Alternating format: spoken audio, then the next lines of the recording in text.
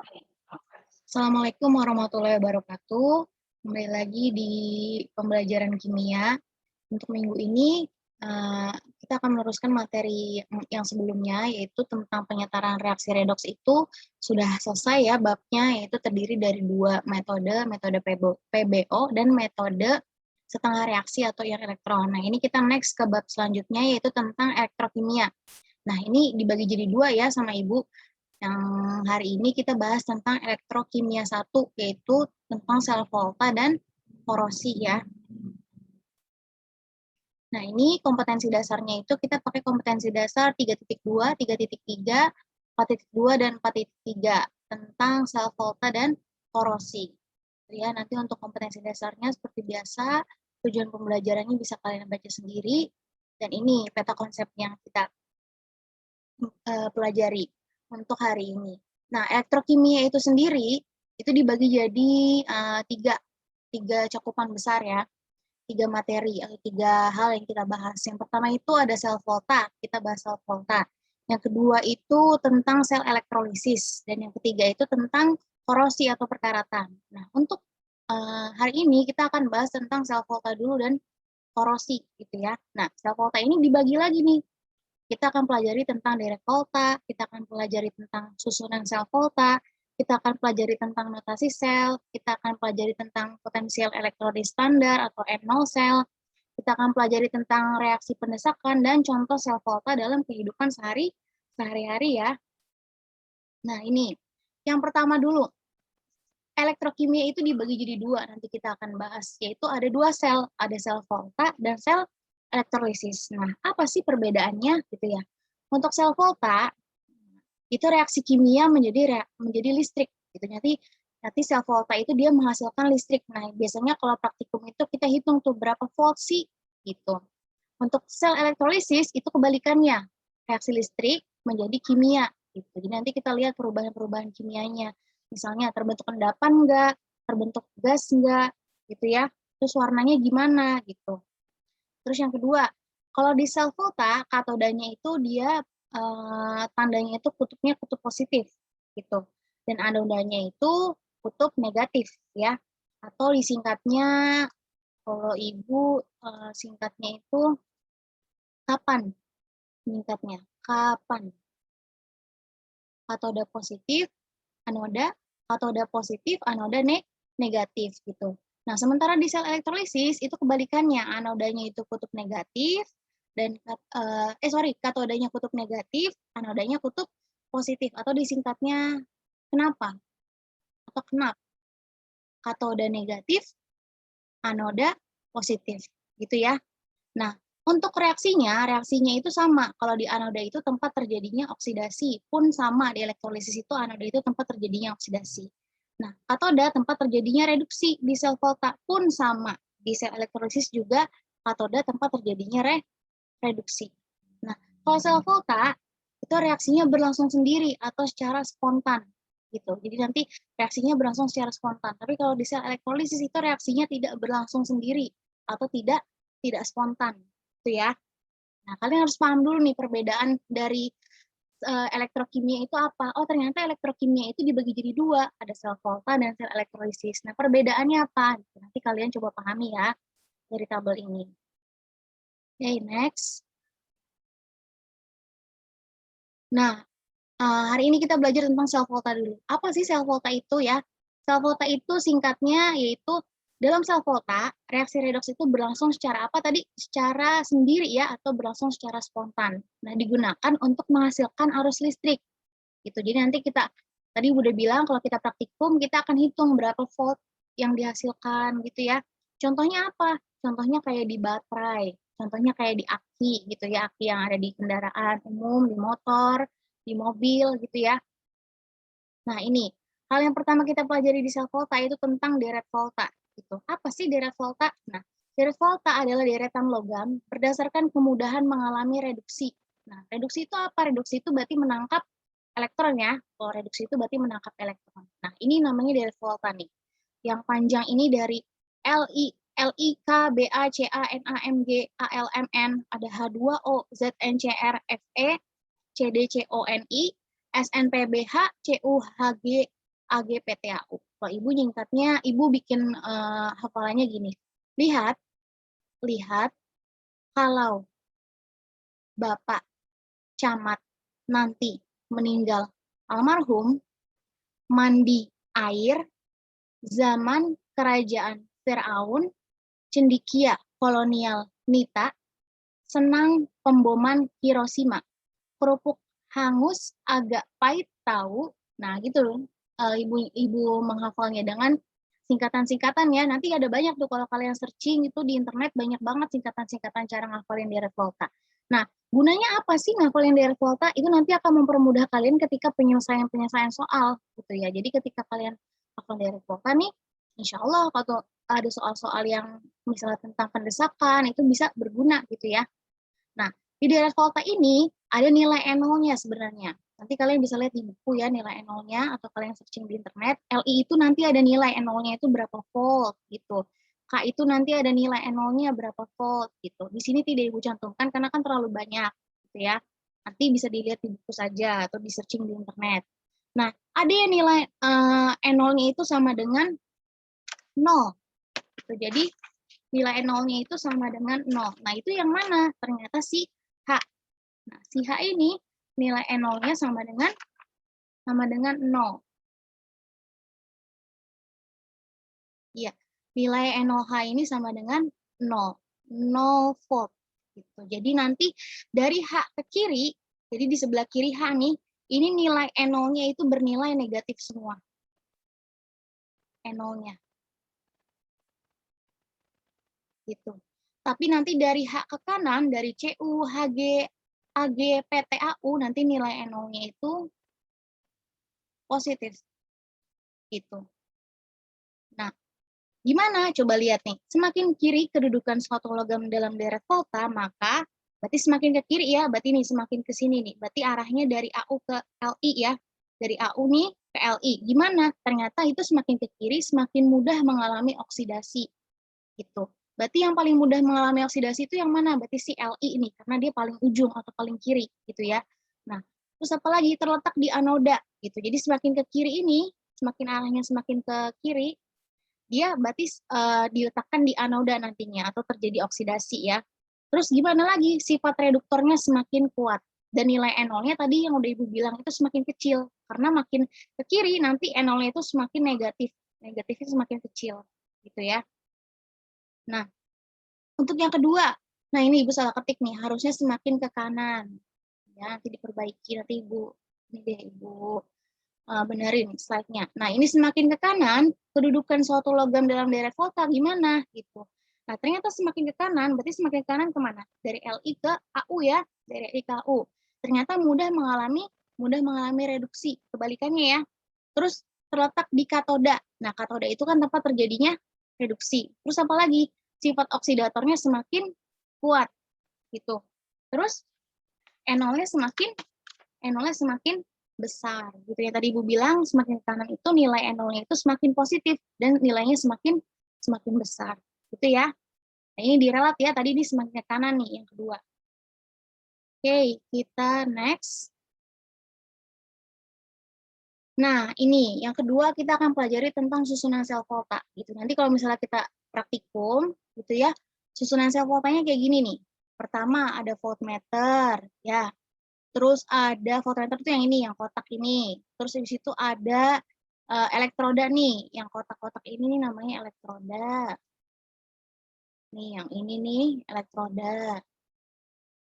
Nah, elektroda itu dibagi jadi dua, ada anoda, ada di katoda gitu ya.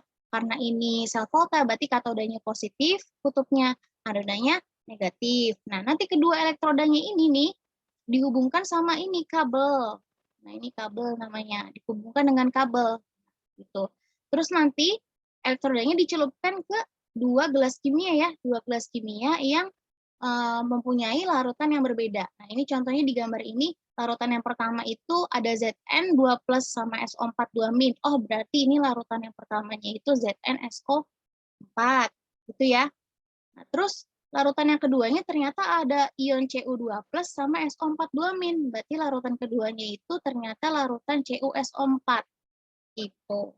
Nah, Gimana elektrodanya? Elektrodanya kira-kira pakai apa? Nah, elektrodanya itu harus mengandung ion dari si larutannya gitu. Karena ini di larutannya itu ada ion Zn2 plus sama SO4 2-, berarti nanti elektrodanya itu elektrodanya dipakai Zn gitu. Mengikuti elektroda kation ya, karena kan Zn2 plus itu kation tuh, muatannya positif gitu. Nah, yang ini yang sebelahnya. Nah, karena larutannya itu CuSO4, kationnya itu adalah Cu2+, berarti elektrodanya Cu atau tembaga. Nah, tadi yang Zn itu namanya seng, gitu ya. Dicelupkan ke larutan yang berbeda. Nah, dihubungkan nih ternyata dua gelas kimia ini dihubungkan sama yang namanya jembatan garam gitu. Nah, gimana sih prosesnya gitu ya? Nah, ini kasih contoh nih. Contohnya misalnya tadi kita pakai dua buah larutan ya. Di gelas kimia A kita pakai larutan ZnSO4. Di gelas kimia B, di gelas kimia B kita pakai larutan CuSO4 gitu ya. Nah, kita lihat tuh nanti di data potensial elektroda standarnya gitu. Nah, ternyata si Cu ini mempunyai nilai E0 itu plus 0,34 volt. Gitu. Jadi nanti nilai potensial reduksinya itu diketahuinya itu Cu2 plus 2 elektron jadinya Cu. Nilai E0-nya itu plus 0,34 volt. Nah, gitu. Terus yang kedua, larutan, sorry tadi yang larutan yang B ya. Berarti ini yang B nih, yang Cu. Larutannya A, kationnya itu si Zn, ternyata ketika kita lihat di tabel ini ya, cari nih, tabel potensial reduksi standar. Nah, tabel potensial reduksi standar. Nanti kita lihat, ternyata nilai potensial reduksi standar Zn ini nilainya minus 0,76 gitu. Nah, berarti kita udah tahu kan ya datanya. Cu nilai potensial reduksi standarnya itu plus 0,34 volt, si Zn nilai potensial reduksi standarnya itu minus 0,76 gitu. Nah, dari sini kita tahu nih kira-kira yang mana yang di anoda, yang mana yang di katoda. Nah, berdasarkan dari volta tadi tuh. Nah, tadi kan kita tahu kalau semakin kecil nilai E0-nya, berarti dia berada di anoda. Nah, berarti karena plus 0,34 ini lebih besar dari minus 0,76, berarti si Zn-nya itu sebagai anoda. Nah, ini sebagai anoda. Gitu. Nah, si Cu-nya karena nilai E0-nya lebih besar, maka dia jadi katoda nih, katoda gitu. Nah, nanti gimana reaksinya? Jadi nanti reaksinya karena di anoda itu tempat terjadinya apa? Tadi sebelumnya di anoda itu tempat terjadinya oksidasi. Terus di katoda itu tempat terjadinya reduksi. Nah, dari sini kita tahu di anoda, oh berarti di gelas kimia A ini terjadi oksidasi. Berarti di gelas kimia B ini karena di katoda berarti terjadi reduksi. Nah, yang namanya oksidasi itu gimana sih? Oksidasi itu kan berarti kenaikan biloks ya. Berarti yang tadinya biloksnya kecil jadi besar gitu. Nah, berarti nanti reaksi yang ini yang di anoda kita balik gitu. Yang tadinya ini reduksi ini Zn2 plus jadi Zn, tapi kita balik jadi Zn jadi Zn2 plus gitu. Nah, gimana nilai E0-nya? Nilai E0-nya juga kita balik. Yang tadinya diketahuinya negatif, jadinya positif. Karena terjadi oksidasi. Nah, oksidasi berarti kan, kalau oksidasi berarti kan melepas elektron tuh ya. Melepas elektron banyak tuh. Berarti nanti di sini Zn2 plus-nya banyak. Ada Zn2 plus, ada Zn2 plus lagi. Jadi Zn2 plus-nya itu banyak. Gitu. Nah, gimana dengan yang di gelas kimia B? Nah, gelas kimia B ini ternyata terjadi reduksi karena di katoda kan ya, berarti tidak berubah nilai E0-nya, tetap kita tulis Cu2 plus jadi Cu. Nah, itu kan turun tuh biloksnya ya. Nah, nilai E0-nya berarti tetap nggak berubah karena sama kayak yang diketahui. Tetap plus 0,34 karena terjadi reduksi gitu ya. Nah, terjadi reduksi gimana? Berarti yang tadinya Cu2 plus berubah jadi Cu. Nah, berarti lama-lama nih si elektrodanya ini nih, elektroda Cu-nya ini lama-lama akan habis nih. Ini lama-lama akan habis. Terbentuklah di sini endapan Cu gitu. Jadi nanti di yang A-nya itu dia akan melepaskan terus si Zn2+. Nah, si Cu-nya ini akan mengendap gitu. Kok bisa kayak gitu?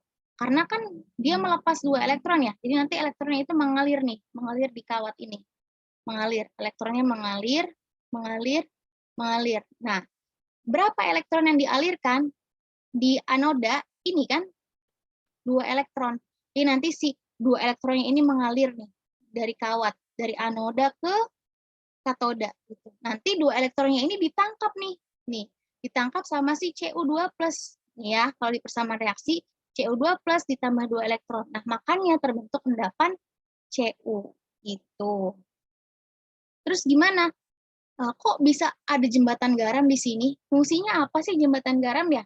Nah, yang tadi Ibu bilang, di anoda ini, dia itu kan selalu melepas Zn2+ ya. Selalu melepas Zn2+, berarti gimana?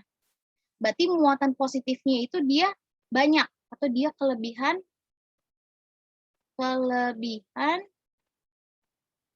sorry, nggak jelas ya. Kelebihan,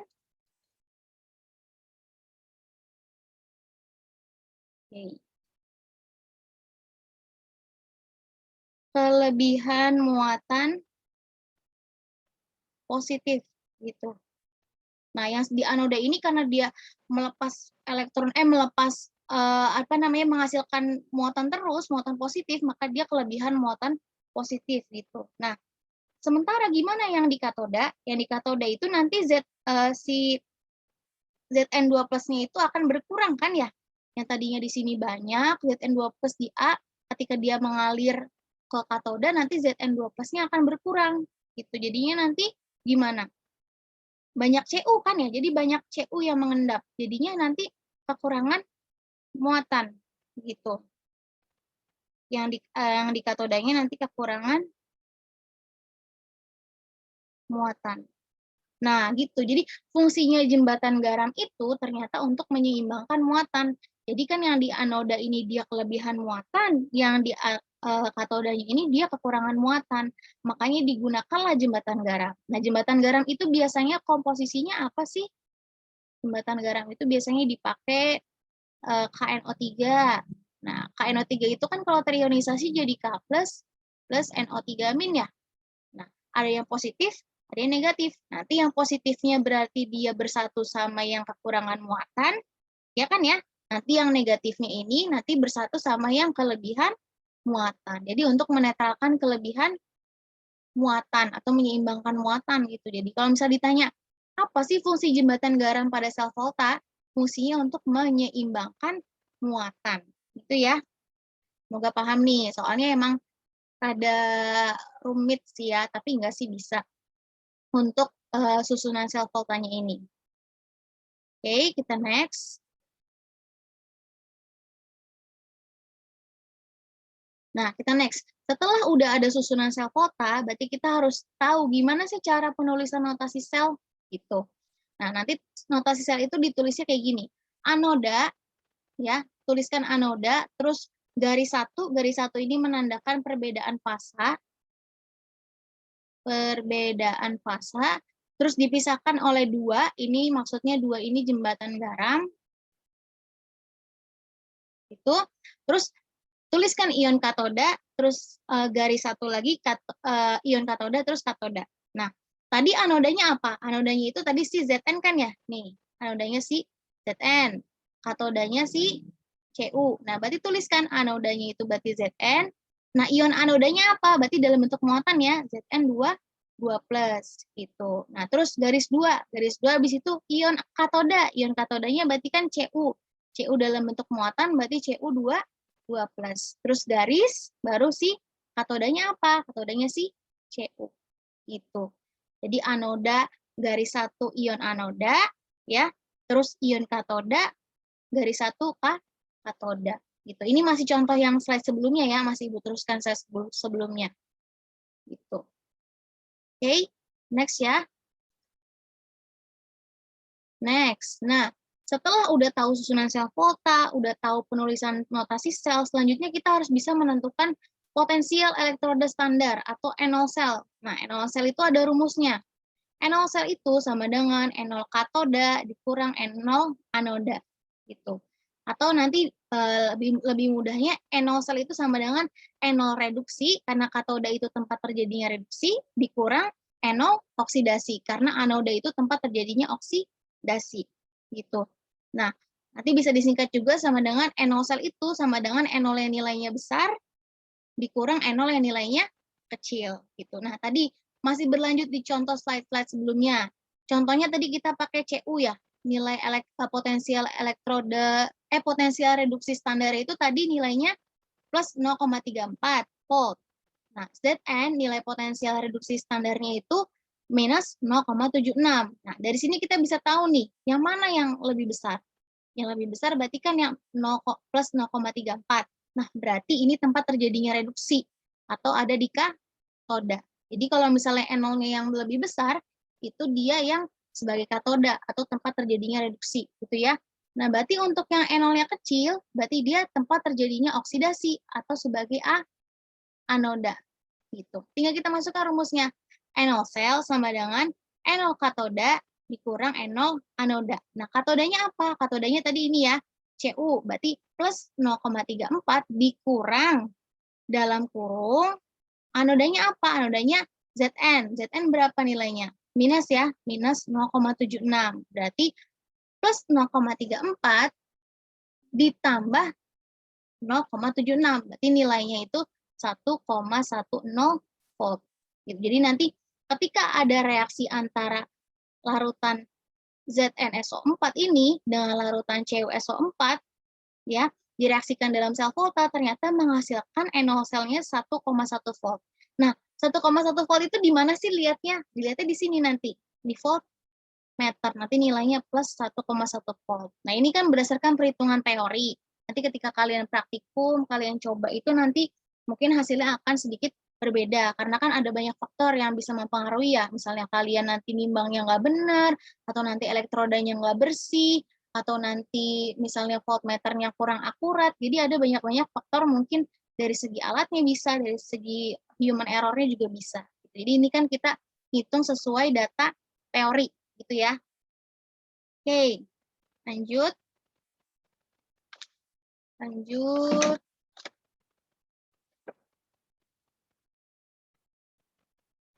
Nah, reaksi pendesakan. Nah, ini berhubungannya sama deret volta. Jadi kalau misalnya kalian hafal deret volta, ini reaksi pendesakan akan lebih mudah untuk dikerjakan gitu. Nah, reaksi pendesakan itu apa sih? Gitu ya. Nah, reaksi pendesakan itu contohnya ini, ada reaksi antara Al plus NaCl. Gitu. Reaksi pendesakan antara Al dan NaCl. Kenapa ini Ibu garisin tanda panahnya dengan coret atau disebutnya tidak berlangsung? Nah, karena reaksi tersebut tidak berlangsung karena letak Al ada di sebelah kanan Na pada deret volta. Nah, tadi apa tuh hafalannya? Lihat, kalau Bapak Camat nanti meninggal almarhum, di situ apa lagi? Lihat kalau nanti Bapak Camat meninggal almarhum, lupakan Ibu jadinya, lihat kalau Bapak Camat nanti meninggal almarhum, mandi air, terus zaman kerajaan Firaun, Cendikia kolonial Nita, senang pemboman Hiroshima, kerupuk hangus, agak pahit tahu. Nah, tadi yang nilainya 0 yang mana tuh? NO selnya ini ya, 0,0 volt. Gitu. Nah, kita lihat, benar nggak si Al itu ada di sebelah kanan Na? Nah, Al itu ini ya. Oh, benar, ternyata Al itu ada di sebelah kanan Na. Gitu. Jadi reaksinya itu tidak dapat berlangsung. Nah, kenapa sih reaksinya nggak bisa berlangsung? Ternyata reaksinya itu bisa berlangsung ketika ada logam yang ingin didesak itu ada di sebelah kiri. Gitu. Jadinya nanti ketika Al nih direaksikan dengan NaCl, harusnya itu kan menghasilkan AlCl3 plus Na. Tapi ini sebenarnya tidak ada atau tidak berlangsung. Gitu. Nah, ini Ibu kasih tanda merah nih. Logam kiri mampu mendesak, istilahnya itu bisa mendesak bisa mengendapkan ya. Logam kiri itu mampu mendesak atau mengendapkan logam sebelah kanan. Gitu. Jadi nanti kalau yang ingin dikeluarkan dari larutannya itu ada di sebelah kiri, berarti nanti itu reaksinya bisa berlangsung. Dicontoh lagi, reaksi antara Cu dan HCl. Berarti nanti si Cu ini bisa nggak mengeluarkan Cl dari larutannya? Gitu maksudnya. Kita lihat dulu nih letaknya, Cu dan Cl. Cu dan H ya, Cl nggak ada di deret volta, berarti Cu dan H. Bisa nggak si Cu ini mengeluarkan si H dari larutannya? Gitu. Nah, kita lihat, Cu ada di sini. Ya, H ada di sini. Nah, gimana tuh? Harusnya kalau mau berlangsung si Cu-nya harus ada di sebelah kiri H. Tapi di deret volta ternyata Cu-nya itu ada di sebelah kanan H. Berarti reaksinya tidak bisa berlangsung. Gitu ya. Nah, untuk yang kedua nih, Bu kasih contoh. Zn ditambah HCl. Nah, kita lihat. Zn itu ada di sebelah mananya H sih? Nah, Zn mana? Zn itu ada di sini. H itu ada di sini. Nah, lihat gimana. Zn itu ternyata ada di sebelah kiri dari H. Oh, ternyata reaksinya bisa berlangsung gitu. Karena Zn itu ada di sebelah kiri H dalam deret volta. Jadi nanti reaksinya jadi ZnCl2 plus H2. Pokoknya ingat aja, yang sebelah kiri itu nanti bisa mendesak atau mengendapkan logam yang sebelah kanan. Gitu ya. Jadi kalau kalian udah hafal deret volta, udah paham konsepnya, insya Allah ada soal reaksi pendesakan, kalian pasti bisa. Gitu. Lanjut ya. Nah, ini ada soal reaksi pendesakan nih.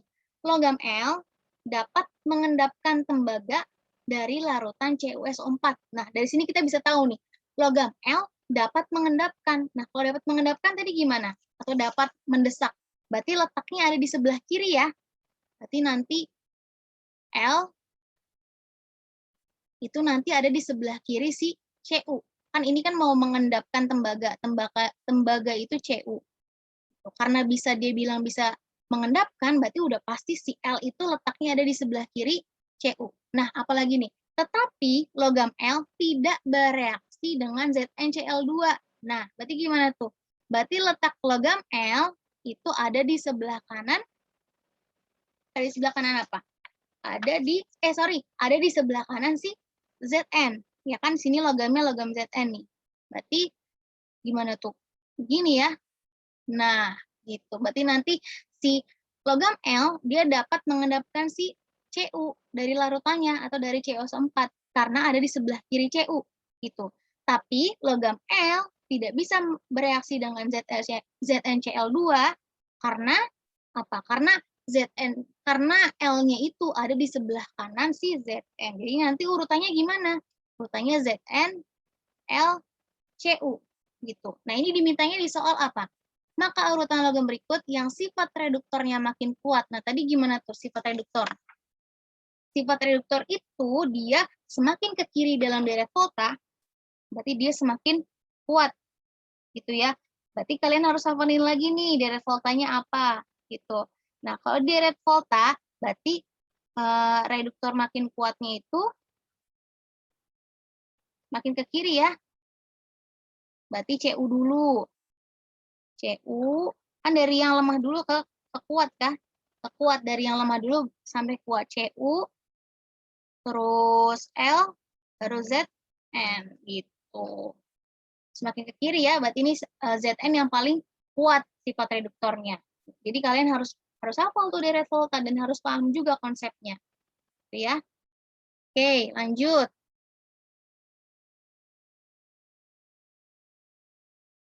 Nah, ini contoh sel volta dalam kehidupan sehari-hari. Nah, ini Ibu kasih contoh. Tadi Ibu kasih tahu di awal kalau contoh sel volta itu aki ya. Ini aki nih, aki. Dan ini ada baterai. Nah, aki itu nanti terdiri ada katoda, ada anodanya. Nah, katodanya aki itu apa sih? Nah, ini mana nih gambarnya nih katoda nih. Nah, ini ada elektroda positif, ada elektroda negatif. Berarti yang positif itu tadi yang katoda, ya kan ya?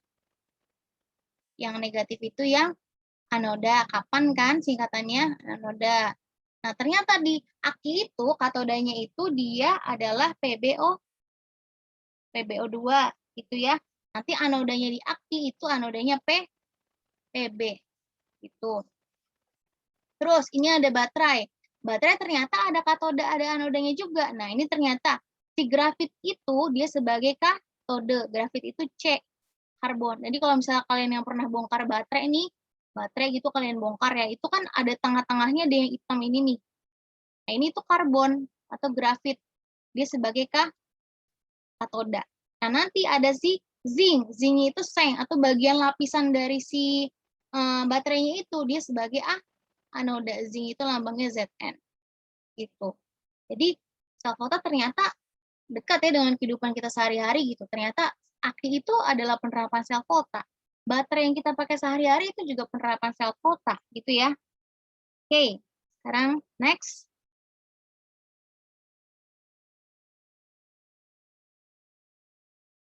Next, nah ini yang terakhir dibahas di elektrokimia untuk hari ini itu tentang korosi, korosi atau perkaratan. Jadi nama lainnya perkaratan itu korosi. Jadi nanti kalau udah anak kimia gitu ya, anak IPA udah tahu, itu bukan karatan, itu korosi gitu ya ngomongnya. Keren kan jadinya? Korosi itu apa sih? Nah, korosi adalah reaksi redoks antara suatu logam dengan berbagai zat di lingkungannya yang menghasilkan senyawa-senyawa yang tidak diinginkan. Contohnya, korosi itu kan mengganggu ya, merugikan gitu. Kalau misalnya korosinya di mesin misalnya mesin di sepeda deh, di sepeda aja. Ada korosi warnanya kan merah-merah gitu ya. Merah-merah. Oh, pertamanya oranye-oranye lah, terus lama-lama merah-merah gitu kan. Nanti lama-lama apa? Menimbulkan suara-suara yang tidak enak kan ya. Kayak misalnya pintu aja, pintu engsel pintu kalau misalnya udah karatan aja kita buka bunyi ya. Kayak gitu kan ya. Makanya itu sangat merugikan gitu. Nah, ini contohnya nih. Contohnya ada alat dalam pabrik nih. Ternyata dia mengalami korosi. Ini kan udah secara estetika aja sudah tidak enak dilihat gitu ya. Mungkin akan mengurangi fungsinya juga. Bagaimana kalau misalnya alat yang sebesar ini di pabrik itu ya, terus mengalami korosi terus-menerus, pasti kan lama-lama akan timbul lubang-lubang ya, lubang-lubang nih. Kalau misalnya zat yang di dalam tangki ini berbahaya gimana? Akhirnya bisa bocor, bisa merugikan manusianya, bisa merugikan lingkungannya gitu ya. Nah, caranya kenapa sih korosi itu bisa terjadi gitu ya? Korosi itu terjadi karena disebabkan oleh oksigen dan air gitu. Kayak misalnya kalian habis hujan-hujanan bawa motor gitu ya, itu kan hujan itu kan ada apa ya, ada ini asamnya ya, ada zat asamnya di hujan itu kan kalian udah belajar tentang hidrokarbon tuh di kelas 11. Ternyata hujan itu dia mengandung polutan, ada NO2 di situ, ada CO2 di situ. Nah, itu mengendap kena ke mesin kendaraan kalian. Udah gitu nggak langsung kalian cuci tuh. Kan biasanya kalau yang habis hujan-hujanan tuh males banget kan nyuci motor kan ya. Sampai didiemin berhari-hari, ditaruh di luar, akhirnya kontaklah zat-zat polutan-polutan tersebut sama oksigen, sama air lembab kan. Akhirnya apa? Lama-lama mesinnya jadi karatan gitu ya. Kayak gitu. Nah, ini biasanya yang sering karatan itu apa? Yang sering karatan itu besi kan. Besi bereaksi dengan oksigen. Nah, ini dibantu oleh air sebenarnya di sini. Besi direaksikan oleh oksigen, terus nanti dibantu oleh katalisnya itu air, ternyata menghasilkan si Fe2O3 X-H2O. Nah, X-nya ini nanti bisa bilangan 2, 3, 4, dan seterusnya. Nah, ternyata si Fe2O3X-H2O inilah yang warnanya itu kuning-kuning nih. Yang bikin kuning-kuning ternyata si ini, si Fe2O3X-H2O gitu. Nah, berarti gimana sih caranya supaya nggak terjadi korosi gitu ya? Atau meminimalisir terjadinya korosi? Nah, yang pertama itu bisa dilakukan apa nih? Pengecatan. Nah, biasanya kan kalau misalnya pagar rumah kalian kan dari besi itu dicat ya. Nah, dicatnya beda dong. Kalau misalnya mau ngecat besi sama ngecat tembok rumah kan pasti beda. Kalau ngecat tembok rumah itu menggunakan apa? Campurannya menggunakan air. Biasanya catnya itu ditambahin air gitu ya. Tapi kalau mau ngecat besi, bukan ditambahin air, nanti malah karatan dong besinya. Kan penyebab korosi itu ternyata air. Nah, ternyata ditambahkan dengan thinner. gitu. Thinner itu kan minyak ya, ada minyaknya di situ. Jadi kan nggak bisa bersatu tuh air dan minyak. Gitu. Jadi biasanya kalau mengecat besi-besi itu menggunakan campurannya thinner gitu. Terus yang kedua, menggunakan oli. Bisa menggunakan oli ya, nih buat yang cowok-cowok paham, yang ngerti-ngerti tentang mesin. Terus yang ketiga, proteksi proteksi katodik. Nah, proteksi katodik ini gimana caranya? Dengan dihubungkan oleh logam yang nilai E0-nya itu lebih kecil atau berada di sebelah kiri deret volta. Gitu. Jadinya nanti dia duluan tuh yang teroksidasi. Kan kalau semakin ke kiri itu semakin mudah teroksidasi kan gitu. Terus yang keempat, dengan pelapisan. Pelapisannya itu bisa dengan dilapisi oleh logam yang sulit teroksidasi. Nah, yang sulit teroksidasi itu biasanya logam-logam yang terdapat di sebelah kanan gitu karena nilai E0-nya lebih besar gitu. Jadi nanti tergantung preferensi masing-masing, mungkin dalam skala rumahan kita bisa lakukan pengecatan atau oli, mungkin dalam keadaan skala industri kita bisa pakai proteksi katodik, bisa menggunakan pelapisan juga gitu ya. Gitu. Nah, ini korosi sebenarnya lebih dekat ke kehidupan kita sehari-hari ya, sering kita lihat, sering kita rasakan gitu ya. Nanti bisa kalian baca lagi dari referensi-referensi di buku paket bisa, dari internet bisa gitu untuk menambah wawasan kalian. Nah, sekian penjelasan untuk elektrokimia satu hari ini. Kalau misalnya ada penjelasan yang kurang paham atau ada tulisan yang kurang jelas bisa ditanyakan. Silakan bertanya ya. Kalau misalnya tidak paham silakan bertanya, pasti Ibu bales ya. Ya, nggak langsung Ibu balas cepat juga sih kalau misalnya lagi repot ya mungkin agak slow respon, tapi pasti Ibu bales gitu ya. Jadi kalau nggak paham mending bertanya daripada nyontek gitu ya. Oke, terima kasih. Wassalamualaikum warahmatullahi wabarakatuh.